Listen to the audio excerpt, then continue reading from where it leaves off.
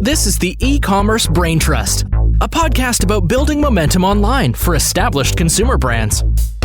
Join our hosts and their expert guests for high-level conversations about e-commerce strategies, trends, and innovations. Access our Braintrust and boost your brand's e-commerce potential. Welcome to the Ecommerce Braintrust podcast. I'm Julie Spear, Head of Retail Marketplace Services at Acadia. We're kicking off a two-part series to help you get ready for this year's Prime Day. Stay tuned for next week's episode that will dive into the operations, promotional, and organic tactics that you should be thinking about in the lead up to Prime Day. Today's episode will focus on the paid media approach to the day, and for that, we're joined by Dusan Tepavac, Retail Media Specialist here at Acadia. Dusan has been with us for many years and has experience preparing for Prime Day specific media plans for dozens of brands. Today, he'll be joining us to discuss what he's thinking about already to make sure that the brands he oversees are ready to stay competitive on Prime Day, why it's important to adjust this so it's unique to the goals of each brand, and some newer elements of Amazon's ads ecosystems that is going to make 2024 unlike other Prime Days of years past. So welcome to the podcast, Dusan. It's great to have you. Thank you for inviting me. And we discussed this going into the call. This is your first time on the Ecommerce Braintrust, but we're coming in with a topic that you are true expert in. So kick back, relax, and we'll just have a great conversation about preparing for retail media for Prime Day. Yeah, amazing. Sounds good. Let's dive in. All right. So for those of us like you who've now been through several Prime Days, I know that we can kind of have an anxious moment, a little bit of stress, feeling, okay, here we go again, starting to wonder about, is Amazon going to have reporting glitches, if our clients will have enough inventory, and just all the other things that can make brands and agency folks nervous on these tentpole events. But I really want to start today's episode on the positive, more optimistic side. So tell me what you're really excited about for this year's Prime Day. What most excites me about this Prime Day compared to the last Prime Day is capability of AMC. And I think combining together DSP with AMC custom-built audiences based on the data that we are collecting throughout the year is definitely what's going to level up this Prime Day compared to the last Prime Day, especially because now with the AMC, we can actually see in the customer journey, we have a look back periods and we can create audiences based on that. Like, I know the most popular audience is always going to be people who abandoned the cart. So that's something that we can always retarget during the Prime Day. But also there is a plenty of other audiences. Whoever was engaging with the brand, I would say even the past month before a Prime Day, now we have capabilities with creating those audiences and targeting them during the Prime Day, especially because of the fact that we know that at least like 50 to 55% of the shoppers during the Prime Day are the shoppers who are looking for the discounts. And together with kind of DSP custom creative for the Prime Day, I think that's the perfect combination, and we can utilize fully the Prime Day and get the much better results than the last Prime Day. Yeah, I definitely see a common theme when I'm talking on the media side of the retail team. AMC is that key differentiator. That ability to level up all strategies with the insights from AMC is just, it's exciting. It definitely brings a much more optimistic, energized attitude than worries about inventory outages and reporting glitches. Yeah, 100%. Like, reporting glitches are going to be there. It's Amazon. It's always going to be there.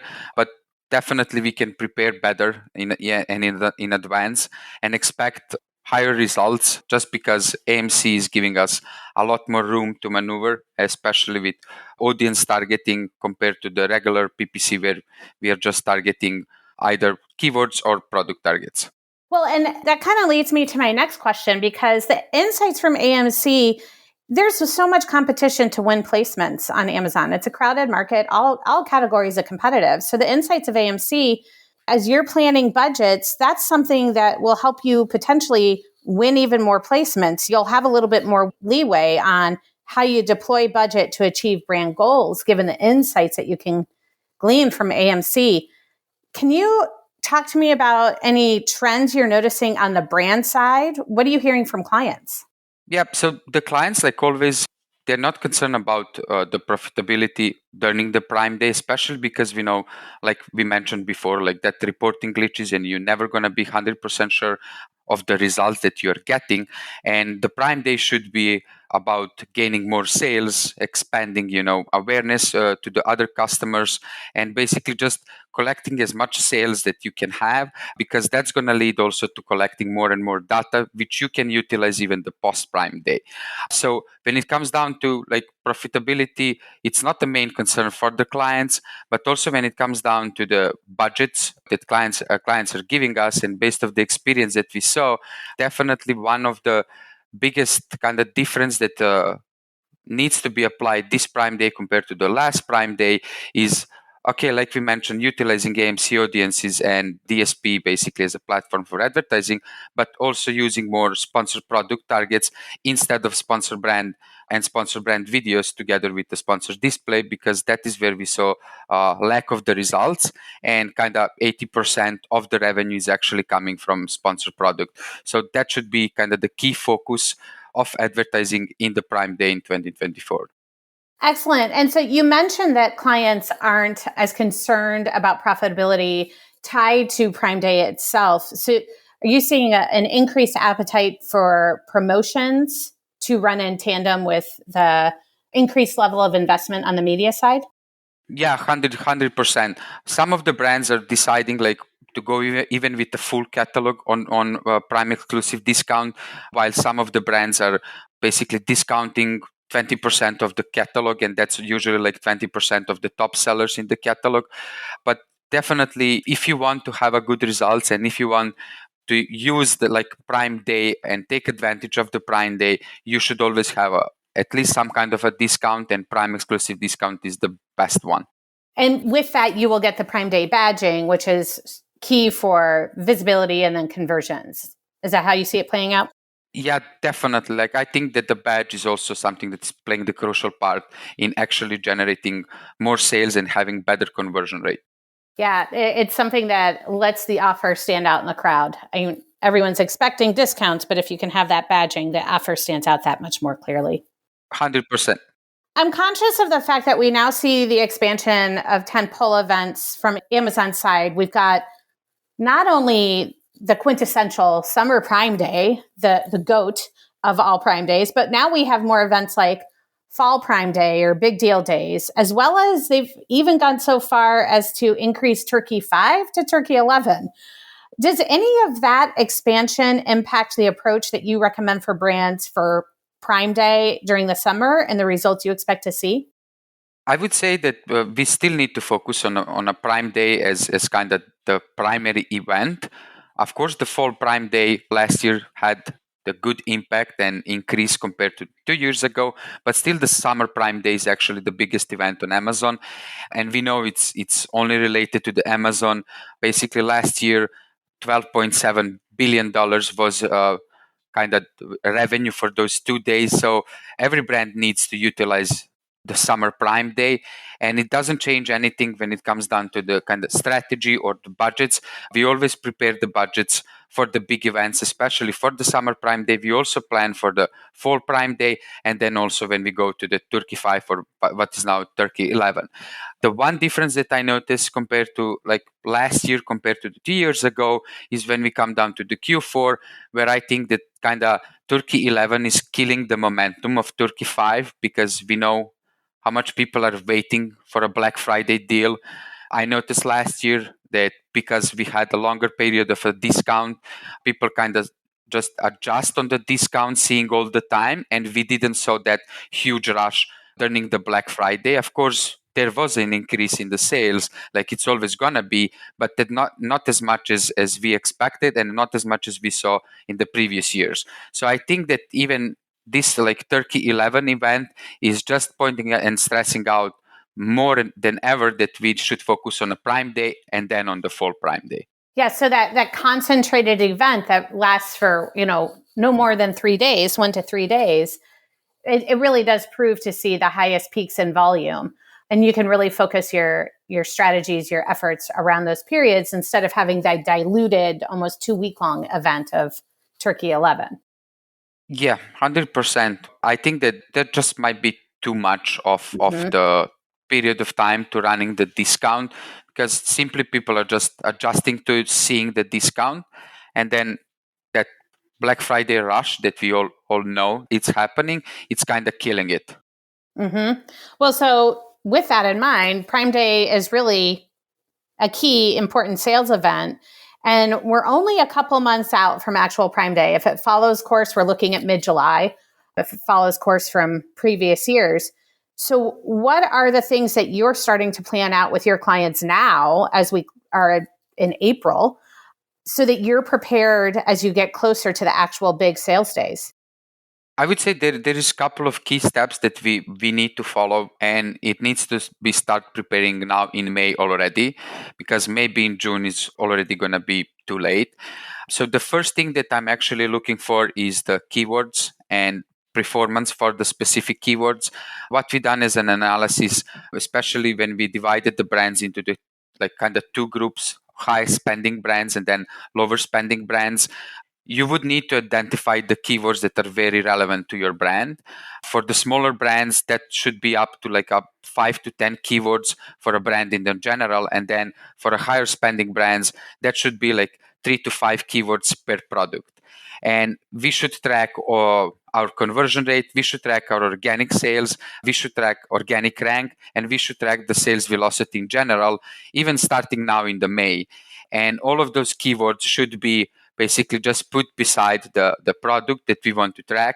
And then I would say that even now in the May, we should start creating campaigns, start increasing the bids, and start pushing those keywords that are highly relevant for the specific product, just so we can gain better organic position. Of course, if you already have the best organic position, you want to maintain that. But in the case you don't, you actually want to push those keywords higher and higher to get a better organic position, because during the Prime Day, CPC could be quite expensive. So you might lose the placement in a couple of hours or a couple of minutes, during the Prime Day. But if you have a good organic position, you're going to be visible all the time. So you're probably not going to miss sales, because on the sponsored side, you could potentially lose the spot, because we know, depending on the category where you are in, like there is a competitors who are willing to spend a lot of money, and then there is someone who's spending a less amount of the money. So you always want to be competitive in the search results. Yeah, so it's always the dance. It's never one piece that drives all the sales and drives the growth. It's the mix, it's the interplay of paid and organic. And I think this lead up actually sounds like the fun part of managing ads budgets and somewhat a do or die period for brands. Right now, you have to take stock of the competitive landscape, determine where you're already winning from a paid and organic perspective, see where there's defense versus where you can get more aggressive and claim market share from those that maybe aren't already preparing for Prime Day. I'm curious how this shifts, how your strategy changes as we get closer to the actual Prime Day promotion days. Walk me through how you start to shift budget in the couple weeks leading up to the event versus where we are right now. So I already start preparing, and I think that's very important to shift the budget from branded towards non-branded spend. Currently, I'm around 75% of the spend is going towards non-branded, and then 25 towards branded. And I'm gonna kind of start shifting more and more budget towards non-branded, so increasing non-branded spend and then decreasing the branded spend. I think that's going to be also the crucial part, especially when we come into the Prime Day. During the Prime Day, I would even lower the defensive position and just track the performance and how we are positioning in the search results for the specific brand terms. But definitely, like, we want to be more aggressive towards non-branded, especially utilizing like sponsored product campaigns. One suggestion would be, when we think about like a sponsored brand and sponsored brand video campaigns, they were quite expensive last Prime Day and didn't bring a very strong results. So I would always stay out of the like sponsored brand and sponsored brand video campaigns unless there is a specific demand from the brand that they from some reason, probably awareness reason, you actually want to show in the top of the search results for a specific non-branded term. But if there is no demand from the client on that end, I would also shift the focus from sponsored brand and sponsored brand video campaigns when it comes down to the non-branded targeting. And definitely my spend also, when we speak about branded and non-branded shift, the spend also, there's going to be a shift in the spend based on the campaign type. So I would always invest more towards sponsored products. So probably around like 80% of the budget would be go to the sponsored product, and then sponsored brand video campaigns would probably get around like 12 to 15%, and I would strictly focus on brand protection. If anyone is looking for our brand to actually see the products that are on the promotion. But also one kind of plus thing that could be done is creating a sub page on the storefront where all of the discounted products are, and then when you have your sponsored brand video campaign or sponsored brand campaign that is showing at the top of the search results, when someone is clicking it, it's going to redirect them to the basically sub page on the storefront where you have all of discounted the products. But I would stay away from non-branded spend with the sponsored brand and sponsored brand video campaigns, definitely. I like the idea of the promoted products subpage for the event on the brand stores. It's a great opportunity for cross-sell products. And in general, what I'm hearing is that as we get closer to the event, your tactics and your dollars go further down the funnel, really focused on conversion. Moving away from the awareness plays, really about getting the customer that's ready to buy at bottom of funnel. Yeah, 100%. And this sub-pages can actually benefit a lot for the brand, like you mentioned. Cross-selling opportunities, even upselling, like if you have a different products. But definitely, I think that should be done by any brand. Yep, I love it. And again, it's that intersection of the organic play and the media play, getting your brand storefront from an organic perspective positioned for the event itself, so that then the work that you've done on the organic side is just magnified by the efforts of media. So it's always that interplay of the paid media and organic.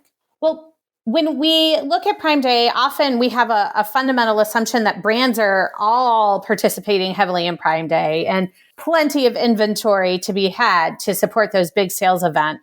But really, we know that in reality, some brands have a limit to their ability to invest in promotion, and they skip Prime Day entirely due to supply chain issues, or, well, you said for the most part, profitability concerns wane during the Prime Day events. For some brands, that's not the case. Profitability concerns continue, or they have channel conflict or any other reasons. How do you approach scenarios from a paid media perspective when a brand's participation in the event, either from investment or promotion or inventory, is limited? How do you tackle that? So I would prepare already kind of and start the conversation with the clients for a Prime Day. We know it's April and someone might gonna say it's kind of too early, but I would say it's now it's the perfect time to actually start having the conversation with the brands about what's going to be done on the Prime Day. If brand decided doesn't want to participate in the Prime Day, we know that kind of if you don't have any discount on the Prime Day, you're probably not going to have a big of a success, and you're probably going to overpay the placement that in general you are winning and generating the sales. So what would be done and what would be my recommendation to do is to actually meet with the client and just simply ask, like, what's the plan for the Prime Day? Do they have an expectation for the Prime Day? Do they have a budget specifically for a Prime Day? When you get those questions answered, then it's much easier for you to prepare. What I noticed, and based of my experience last year, even if you look in the summer Prime Day and also even the fall Prime Day, is brands who do not participate in the Prime Day, they can still see the lift in the sales because we know it's kind of the biggest event of the year. Traffic is going to be there. So my idea and what I notice is bringing the best results is the brand who don't participate in the Prime Day don't have a discount. It's simply cutting down on non-branded spend because we know the CPC is going to go up and you're probably going to spend the money. People are going to click on your ad, but they're probably not going to convert because you don't have a discount. So focusing then completely opposite of what we are doing with the brands who participate in the Prime Day, is actually focusing only on branded terms. So you protect your search results. When someone is looking for your brand, you're going to show there. They're probably going to convert because they're looking for your brand. And I noticed that as a good strategy because I personally had experience working with the clients who do not participate in the Prime Day. We noticed the lift around like 20 to 30% in the sales actually during the Prime Day without having the promos with this specific tactic.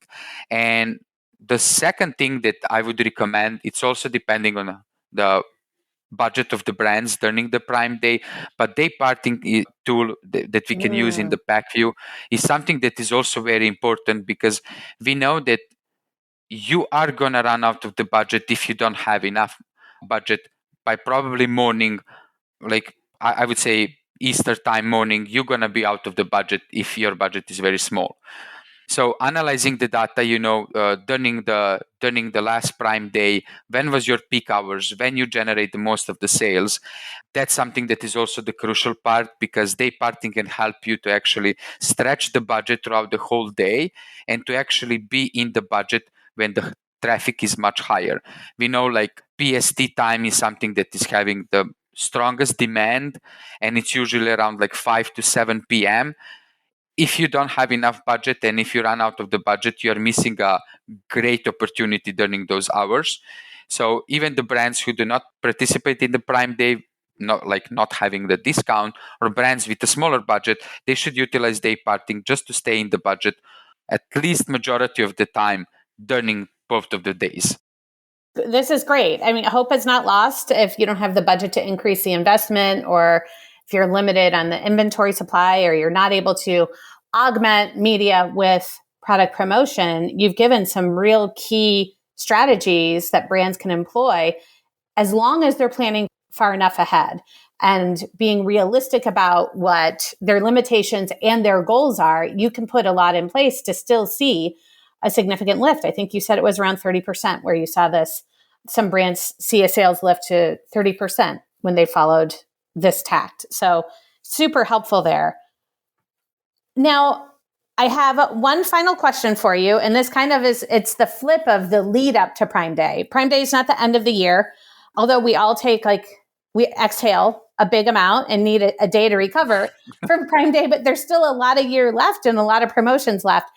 And we've talked a lot about the lead into Prime Day and the strategy and preparation there. What are you thinking about, and how do you think about the lead out and managing ad budgets in the days following Prime Day? That's a great question. And I think that the lead out should be kind of divided after the Prime Day. So we notice not like last year only, but also 2 years ago and 3 years ago that after the Prime Day, 2 to 3 days exactly after the Prime Day, it seems like there is no demand at all. So the best idea would be to completely cut down the spend when it comes down to the non-branded targets and then strictly focus on your defense or branded targets, because we know that demand is going to be much, much lower, not only after the Prime Day, but also a couple of days later. So in that week period after the Prime Day, I would say the first 2 days, cutting down on non-branded spend and then focusing only on defense and brand protection is something to do in the lead out period. And then after those 2 to 3 days, then we can slowly start coming back to the PPC strategy that we had before. When it comes down to the DSP and AMC, this is something that could be done as a test. We didn't notice a huge lift, but considering that AMC was not as big as it now, the potential test in the lead out period could be to retarget the customers who in any way kind of engage with our brand without actually generating conversion. So if they didn't purchase during the Prime Day, we could retarget them through the audience that we're going to find in the AMC and then retarget them with the DSP ads and hope that in the lead out period, they're going to actually make the conversion. If from some reason they didn't do the conversion during the Prime Day, we never know what could be the reason for someone not buying the product on the Prime Day, especially because it's the highest discount. But we can always retarget them and try to capture those sales after the Prime Day. The other idea is also running the discount after the Prime Day with maybe complementary products, because we know that majority of the brands are not running kind of the full catalog discount during the Prime Day.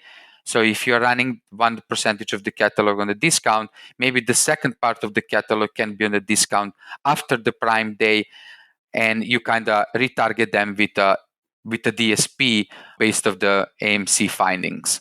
I love that. Well, and the use of DSP and the AMC findings sets the foundation for the lead in for the next Prime Day in the fall. You've got great audiences all set based on the data that you'll be pulling from the summer Prime Day. So great use of the data and setting the stage for the Q4 tentpole events that follow. Yeah, 100%. I would say that everything that the AMC is bringing now is definitely like I mentioned at the beginning, is the next level. And of course, you not always need to retarget the people, immediately after the Prime Day. You can retarget the customers later throughout the year. And that can also help you boost the sales, maybe in August or maybe even in September, and preparing you and setting up you on a good foundation for basically the Q4. Excellent. Well, you've really got everything covered from here leading into Q4, it sounds like. So I can't wait to see how things play out for you and your brands over Prime Day. I'll be checking back in. And best of luck in the weeks leading up to the big event. I really appreciate your time today, Dusan. Thank you.